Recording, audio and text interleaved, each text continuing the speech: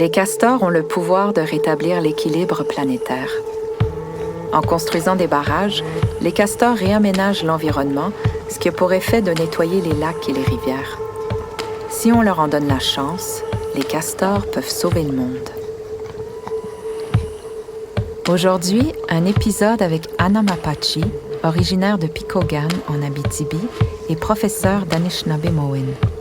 J'ai rencontré Anna l'automne dernier alors que je suivais des cours d'Anishinaabe-Mowin avec l'organisme Montréal Autochtone. À chaque cours, Anna mentionnait les castors. J'avais envie de m'entretenir avec elle sur l'importance des traditions et de leur transmission. Tu parles beaucoup de castors dans tes cours, quand même. Oui. Pourquoi tu parles autant de castors? Pourquoi? C'est parce que j'ai vécu dans ça. J'ai toujours... c'était ça, souvent, nos mets à la maison. C'est la première fois que j'ai mangé une poutine, je pense que j'avais 14 ans. Vu que mes parents ne savaient pas cuisiner ça, fait que nous, on a souvent cuisiné...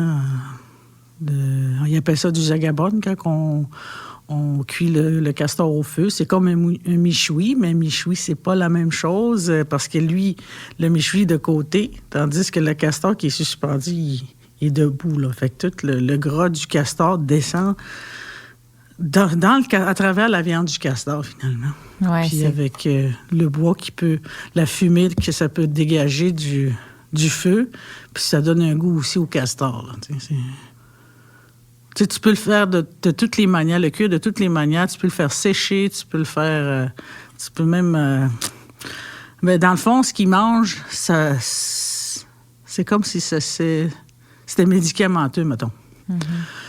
Mm-hmm. Mettons, quand ils mangent le tremble, ça sent le tremble, c'est un peu ce qui sent un peu le castor. Là. C'est la première fois que j'ai dépecé un castor, j'avais 8 ans aussi. Là, fait que, on me donnait au début, quand tu es enfant... On te donne souvent un petit pour commencer, tu sais. Puis dans ce temps-là, moi, avec mes parents, on survivait de la trappe puis tout ça parce que mes parents parlaient pas français. Mon père un petit peu l'anglais, mais pas plus, là. Fait que dans le fond, c'était tout le temps la langue anishinaabe, tout le temps. Fait que quand un enfant pratique le castor au début, c'est pour pratiquer à pas percer avec ton couteau la peau, parce que c'est important qu'il soit pas percé. Pour le vendre. Fait que plus l'hiver, l'automne, on commence déjà à attraper le castor vers mi-octobre. Puis quand tu fais ça, c'est là qu'il commence à être bon à manger, mettons. Fait que tout l'hiver, de partir du mois de mai jusqu'en octobre, on chasse pas le castor, on trappe pas le castor. Faut le laisser grandir aussi. C'est sûr qu'on prend les petits aussi parce que c'est bon pour des personnes âgées, par exemple. Les personnes âgées, on donne souvent des petits... pour qu'ils puissent bien mâcher. Souvent, on donne des... C'est comme l'agneau ou le bœuf puis le veau, là, tu sais. Mm-hmm. C'est toujours plus tendre, la viande qui est petite, puis c'est moins fort au goût aussi. C'est la même chose, les autres animaux aussi, là, fait que... Puis te souviens-tu, alors, la première fois que tu as dépecé un castor? Ben oui. Quand la première fois que j'ai dépecé un castor, c'était ça, à 8 ans, parce que ma mère, je voyais qu'il y avait beaucoup de travail, fait que je voulais l'aider, fait qu'ils m'ont commencé à aider sa mère, elle aussi, parce qu'on était juste deux, moi, mon frère, et puis mes parents. Donc, lui, mon frère, était avec mon père pour faire la trappe et tout ça. Moi, en tant que fille, je restais avec ma mère pour... préparer à manger. Puis comment est-ce qu'on dépaisse un castor, alors? Tu commences direct au milieu. C'est comme si tu coupais la peau au-dessus du castor, de la queue jusqu'au museau. Mm-hmm. Fait qu'après ça, tu l'ouvres. Tranquillement, tu l'ouvres. Après ça, il va devenir un cercle. Mm-hmm. Fait que tu enlèves aussi les pattes d'en avant, tu enlèves une partie de la peau ici que faut que tu sortes la patte d'en avant, pas ça, la patte d'en arrière, faut que tu le coupes au complet, là. Il y a plein de choses comme ça, là, que tu dois apprendre, dans le fond. Fait que, moi, j'ai mes parents pour ça, fait que j'ai tout ce bagage-là autochtone, mettons.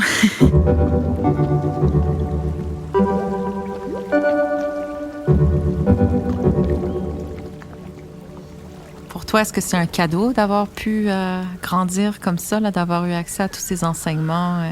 C'est sûr, au début, quand t'es jeune, tous tes autres amis, ils vivent pas comme toi. tes amis, eux autres, ils ont l'âge de...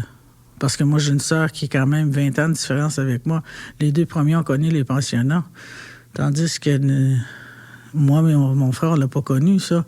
Mais eux autres, mes 2 frères, mon frère et ma sœur, les plus vieux, eux autres, ils n'ont pas connu non plus la culture que moi. Nous, on l'a connue. Puis l'âge que nos amis ont, ils ont l'âge de... C'est comme si ce serait leurs parents, l'âge de mes frères et sœurs. Mon frère et ma sœur, les plus vieux. Fait que tu vois, eux autres, leurs parents, eux autres, ils ont l'âge de ma soeur et mon frère, puis ils n'ont pas connu ça non plus. Fait que c'est comme... Fait que l'effet qu'eux autres, ils n'ont pas connu ça, puis ils parlaient plus français, ils retournaient à l'école, ils revenaient de l'école, les autres, il y avait leurs parents qui pouvaient les aider à faire leurs devoirs. Là. D'autres, personne qui pouvait nous aider à faire nos devoirs, là, tu sais, même pas mes parents. Fait que souvent, il y avait des rassemblements aussi dans notre lac, fait que... Nous, notre lac, il n'y a pas de développement de chalet, rien du tout. Là. On a notre cimetière, on a la pointe aux Indiens qui appellent. Là. Les Allochtones les appellent comme ça, mais on avait souvent des rassemblements. Là. Fait que moi, j'avais honte. J'avais honte de ne pas avoir un boat. Nous autres, c'était un canot avec un vieux moteur de 1920, mettons.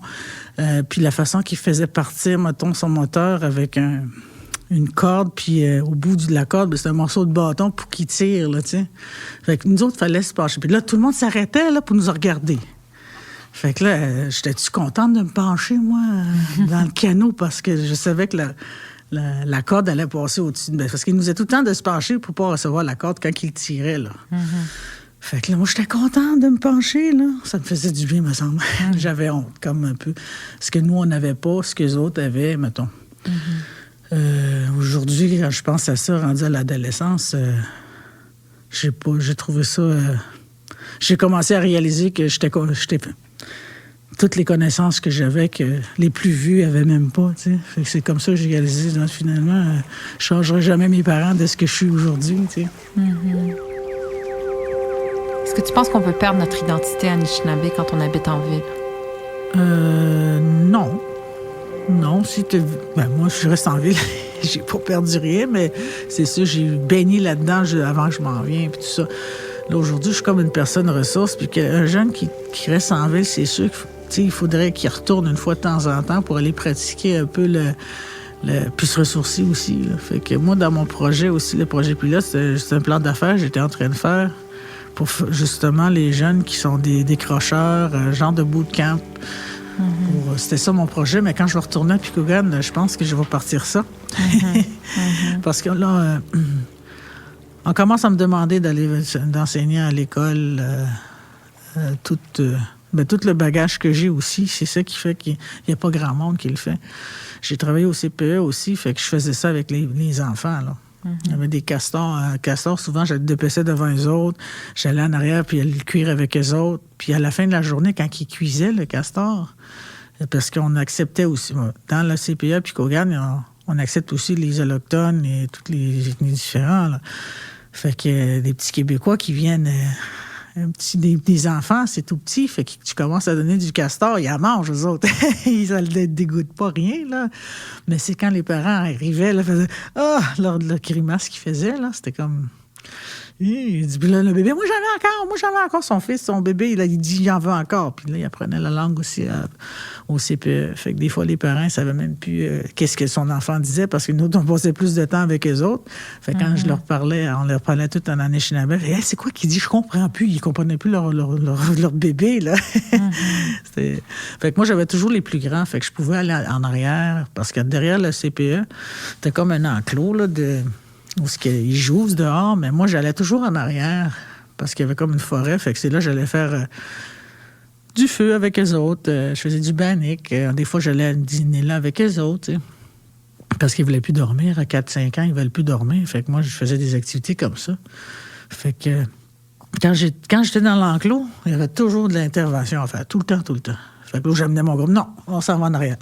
Là, ils s'en a juste joué avec des bâtons. Même pas besoin de jouer à plastique, ces choses-là. Ils s'amusaient avec des bâtons, puis Fait que là, je leur apprenais, OK, si on fait ça, le printemps, je faisais des flûtes, mettons, avec les branches, une sorte de branche que tu peux faire des flûtes. Puis là, je leur montrais ça, des trucs comme ça, là, où on mâchouillait de l'écorce pour... le mordillage, là, le d'écorce? mordillage, oui. Puis là, après ça, c'est comme si tu découpais comme qu'on fait les flocons, là, en papier, là, mais on le faisait avec nos dents. Comme ça, quand tu l'ouvres, ben, ça fait comme tout un dessin, un genre de flocon. Ça ressemble à un flocon, là, mais on fait ça avec de l'écorce, là. Puis est-ce que tu aimes ça? Là tu es professeur, tu enseignes l'Anishinaabe Mowin. Est-ce que tu aimes ça? Oui, ben oui, j'aime ça, c'est sûr. C'était ça, quand j'étais jeune, je m'amusais tout le temps à jouer au professeur. Mais je voulais pas être professeur, vraiment. Au début, je voulais être professeur à une classe, puis tout ça, là. Mais je me suis rendu compte, c'est pas ça que je veux. C'est moi, je veux avoir une classe de langue et culture, là. C'est ce que moi, je veux. Puis est-ce que tu es confiante que les gens vont continuer à le parler, l'Anishinaabe Mowin? Que ça va continuer à se transmettre pour les générations futures? Je pense que oui. C'est comme si la langue, dans le fond, est en train de dormir. C'est comme si la langue est en train de dormir, mais personne bouge, là. Puis comment est-ce qu'on réveille une langue, alors? C'est en faisant les activités traditionnelles, c'est sûr, c'est ça. La première chose, puis c'est que t'as pas de... Parce que faut que tu sors un peu du réseautage, mettons, pour l'apprendre. Fait que au moins, t'as la conscience tranquille, t'as pas de téléphone qui te dérange, t'as pas d'Internet qui te dérange, fait que t'es plus concentré à faire des choses. Fait qu'au lac, là-bas, il n'y a pas de réseau pour qu'ils puissent aller voir dans Facebook ou des trucs comme ça, là. Fait que c'est comme ça que ça va... Puis en faisant des activités, c'est sûr que c'est de la langue à travers ça, là. Fait que, tu parles juste l'Anishinaabe avec les jeunes, c'est comme l'immersion au début, c'est sûr, là. De apprendre un peu l'histoire, comment c'est arrivé, puis il n'y a pas beaucoup de parents non plus qui expliquent l'histoire, puis ça, dernièrement, j'ai un cousin qui commence à mettre l'histoire dans Anishinaabe, non, Picogan Announcement, ça s'appelle. Fait que là, il met ça là-dedans, il met l'histoire. OK, savez-vous que telle chose? Pourquoi que il y a quasiment 60 ans, là, mon cousin, là, puis qui commence juste à le faire pour la population. Ça fait longtemps qu'il aurait dû être au banc d'école, ces histoires-là, tu sais.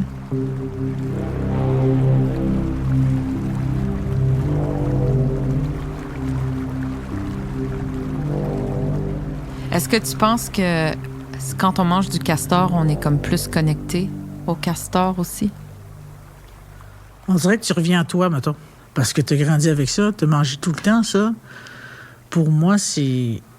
Tu reconnectes directement qui tu es, dans le fond. Comment tu as grandi, comment tu as vu... parce que si tu as grandi là-dedans, dans le castor, puis tout, puis dans... C'est ce que tu mangeais quand tu étais jeune jusqu'à l'adolescence.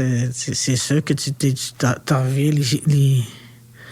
C'est comme si tu allais dans ton territoire, finalement. Puis manger ça, puis c'est-tu bon? Puis ça fait longtemps que tu n'as pas mangé parce que, moi, parce que j'étais à Montréal, même si j'en mange pas, je suis comme une intolérance, je dirais peut-être, mais c'est pas une allergie non plus. Je sais pas comment j'appellerais ça. Est-ce que je pourrais manger du castor, mais je le dépêche, je le touche, ça me fait rien. Mais quand j'en mange 2, 3 bouchées, 4 bouchées, même, je vais jusqu'à 5 des fois. 5, hop, je commence à être étourdi. Mais ça me rappelle des souvenirs, ça me revient, on dirait, c'est comme... Je reconnecte à qui je suis, dans le fond. Que ce soit... c'est le castor qui fait plus ça que l'orignal, je dirais. Pourquoi?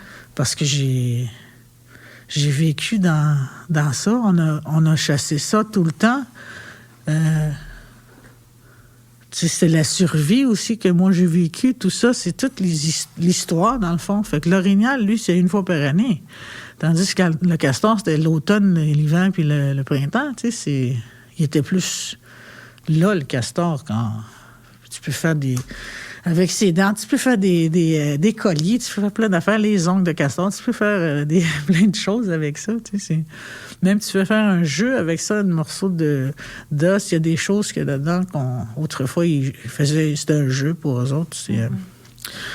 Le castor, c'est vraiment une source de survie, dans le fond. Mm-hmm. Puis quand tu en manges, c'est Le sens que je reviens à moi, tu sais. Ça fait du bien. C'est... on a toujours eu du castor chez nous, même les... c'est un médicament dedans aussi, là. Ils appellent ça des poches, là, puis c'est comme un médicament dedans. Mon frère, à un moment donné, ça avait coupé le... On était jeunes. On était au lac, justement. Puis il s'avait coupé beaucoup parce qu'il avait échappé un morceau d'une bûche, puis il a tombé sur sa main, puis ça a comme pété son... C'était quand même profond. Fait qu'on a pris l'oignon de castor, on l'a mis après son pouce. Il l'a gardé peut-être 4-5 jours, là, comme ça, attaché, bandé, là, tu sais. Fait que lui, il s'amusait toujours à me le faire sentir aussi, parce que ça a pu m'amener, là, après 4-5 jours, là. Fait qu'aujourd'hui, je regarde sa cicatrice. Où ta cicatrice? L'autre fois, j'ai demandé. Elle dit, il paraît même presque même pas sa cicatrice avec ça. Fait que tu vois, déjà là, t'as de la médecine traditionnelle dans le castor. Fait que tu vois, il a toujours été présent dans notre vie quand on était jeunes, tu sais. Même ces médicamenteux, là, je te dis que c'est... Dans le fond, ça a fait partie beaucoup de notre vie, dans le fond.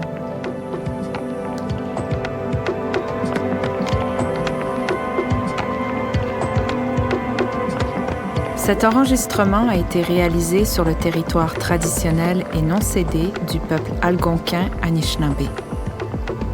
Nous reconnaissons que les Anishinaabeg sont les gardiens et les défenseurs traditionnels de ces terres, tout comme de la Kichisibi, la rivière des Outaouais, et ce pour les générations à venir.